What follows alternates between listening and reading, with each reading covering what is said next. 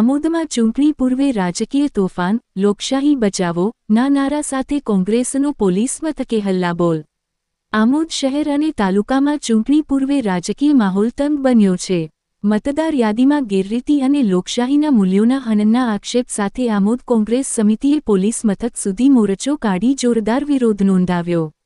મોટી સંખ્યામાં આગેવાનો અને કાર્યકરો લોકશાહી બચાવો, વોટ ચોર ગદ્દી ચોર અને તાનાશાહી નહીં ચાલે જેવા ઉગ્ર નારા સાથે રસ્તા પર ઉતર્યા। કોંગ્રેસનો આરોપ છે કે સત્તાધારી તંત્રના દબાણ હેઠળ વહીવટી પ્રક્રિયામાં હસ્તક્ષેપ કરી વિરોધ પક્ષના સમર્થકોના નામ મતદાર યાદીમાંથી દૂર કરવાની કોશિશ થઈ રહી છે। વિરોધ સ્વરૂપે અંદાજે 200મી વધુ લેખિત વાંધા અને ફરિયાદો પોલીસ ઇન્સ્પેક્ટરને સોંપવામાં આવી। વિરોધ દરમિયાન મહિલા કાર્યકર રાજ બિસ્મિલ્લાબેન સિરાજભાઈએ ગંભીર આક્ષેપો કરતા જણાવ્યું કે આશા વર્કર તરીકે વર્ષોથી સેવા આપતા હોવા છતાં રાજકીય દ્વેષના કારણે સ્ક્રુટિની પ્રક્રિયામાં તેમનું નામ જાણી જોઈને યાદીમાંથી હટાવાયું છે। તેમણે સમગ્ર મામલે નિષ્પક્ષ તપાસની માંગ ઉઠાવી। કોંગ્રેસના સ્થાનિક નેતાઓએ આ ઘટનાને લોકશાહીની હત્યા ગણાવી ભાજપના નેતાઓ પર સીધો હસ્તક્ષેપ કરવાનો આરોપ મૂક્યો।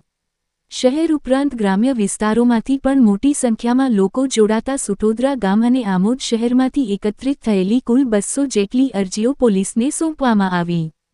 કોંગ્રેસે ચીમકી આપી છે કે જો તટસ્થ તપાસ કરી જવાબદારો સામે તાત્કાલિક ફળ નોંધવામાં નહીં આવે તો સમગ્ર તાલુકામાં ઉગ્ર જનાંદોલન શરૂ કરવામાં આવશે।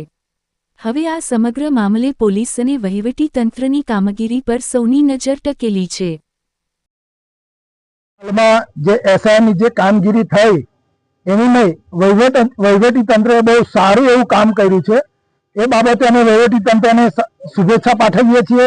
બીજું દુઃખની વાત એ છે કે શહેરની કામગીરી દરમિયાન જે ખોટા વાંધા ઉઠાવનારની સામે જે લોકો છે તે અત્યારે આમોદ શહેરના નગરપાલિકાના પ્રમુખ, માજી પ્રમુખ અને શહેર પ્રમુખ એ જાતે લોકશાહીની હત્યા કરવા બેઠા છે અને ખોટી રીતે લોકોની સામે વાંધો ઉઠાવવામાં આવે છે।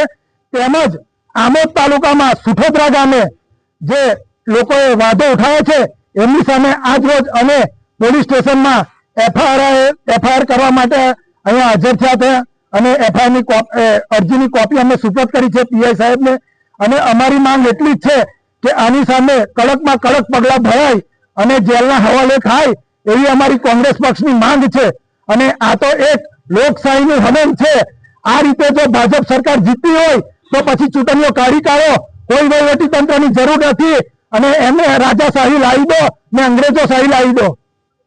એફઆઈઆર કરવા માટે કેટલી અરજી તમે આપેલી છે પોલીસ સ્ટેશન? અમે સુઠોદરા ગામ તરફથી 92 અરજી છે અને શહેર તરફથી 100 અરજી છે।